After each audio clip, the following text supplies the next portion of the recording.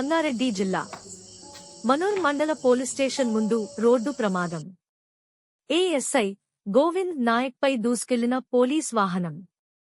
ఆసుపత్రికి తరలింపు. చికిత్స పొందుతూ మృ. పోలీస్ వాహనం డ్రైవర్ హోం గార్డ్ రామారావు పరార్. ఏఎస్ఐ పై కక్షపూరితంగానే పోలీసు వాహనం తీసుకెళ్లి చేశాడు అంటూ మృతుడి కుటుంబీకుల ఆరోపణ. ఘటనా స్థలంలో విచారణ చేపట్టిన పోలీసులు.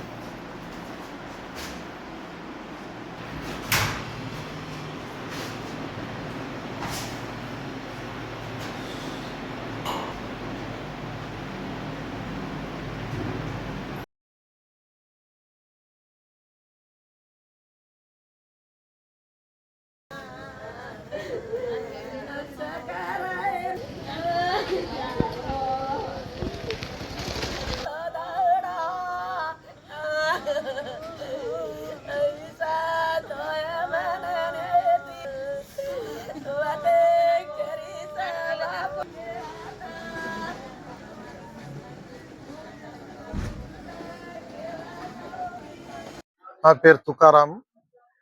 నాకు ఈ మన మనూర్ పోలీస్ స్టేషన్ లో పనిచేస్తున్నటువంటి ఒక కానిస్టేబుల్ వెంకటేశం గారు ఫోన్ ద్వారా తెలియపరిచింది. ఎందుకంటే అక్కడ మా బావమరిది అయినటువంటి గోవింద్ ఏఎస్ఐగా మనూర్ పిఎస్ లో పనిచేస్తా ఉన్నాడు. అతనికి యాక్సిడెంట్ అయింది అని పిసి వెంకటేశం గారు మాకు తెలియపరచడం జరిగింది. ఆయనలో ఎక్కడున్నారంటే హాస్పిటల్లో ఉన్నారని తెలియపరచడం జరిగింది. మేము హుటాహుటిన హాస్పిటల్ వచ్చేసరికి అప్పటికి ఆయన యొక్క ప్రాణం కోల్పోయి ఉన్నాడు. ఆ తర్వాత మరి డిఎస్పి గారు కూడా హాస్పిటల్ను సందర్శించారు.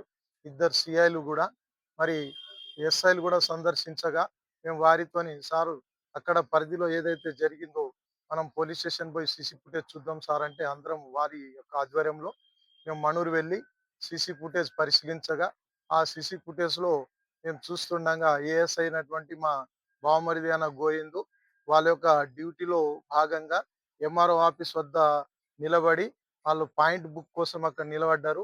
ఆ తర్వాత వెంకటేశం గారు వారితో ఉన్నట్టు అక్కడ మేము సీసీ ఫుటేజ్ లో గమనించినాము.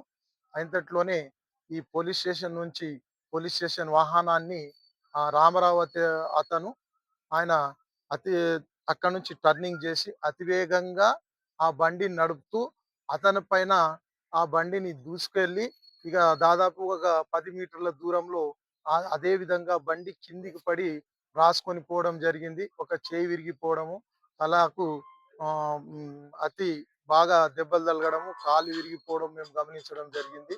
మరి ఈ రకంగా ర్యాష్ గా నడిచినటువంటి ఈ రామారావు ఏం చేసిండంటే అక్కడ పోయినా చూసినా ఎక్కడ లేకుండా జాడ లేకుండా ఆయన ఏ పోలీస్ స్టేషన్ లో రాకుండా కూడా ఆయన హుటాహుటిన ఎక్కడ వెళ్ళిపోయిండో ఇప్పటి వరకు జాడ తెలియదు.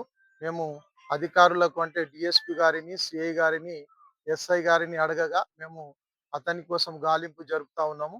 అతన్ని త్వరలో మేము పట్టుకొని అతని మీద చర్య తీసుకుంటాం తప్పకుండా. మరి మా ఫ్యామిలీకి కూడా న్యాయం చేస్తామని చెప్తా ఉన్నారు.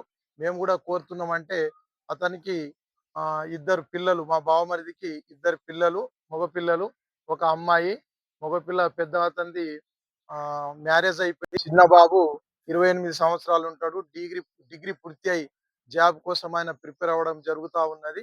మరి వారి భార్య సంగారెడ్డిలో ఉండడం, వారు కూడా రావడము, మరి అందరు బంధువులు రావటము. మేము ఈ పోలీసు వ్యవస్థకు మేము కోరడం ఏంటంటే ఫ్యామిలీకి తగినటువంటి న్యాయం చేయాలని, మరి ర్యాష్ గా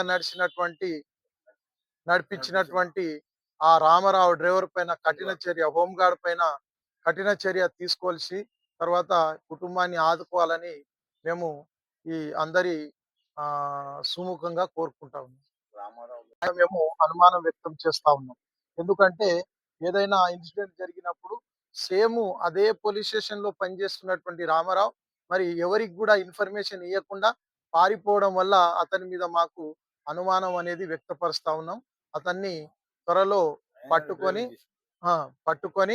మరి అతని మీద కఠిన చర్య ఇక ముందు వేరే వాళ్ళకు కూడా జరగకుండా, పోలీస్ డిపార్ట్మెంట్ లో అవి ఉండి కూడా అతను ఆ రకంగా బండి నడిపించి ఒక ఏఎస్ఐని మరి మరణించడానికి కారణమైనటువంటి రామారావు పైన కఠిన చర్య తీసుకోవాల్సిందిగా మరి పోలీస్ వారికి మేము కోరుతా ఉన్నాం. మరి ఫ్యామిలీకి కూడా తగిన బెనిఫిట్ చేసి, ఈ ఫ్యామిలీకి న్యాయం చేకూర్చాలని మేము సమనీయంగా కోరుతా ఉన్నాం.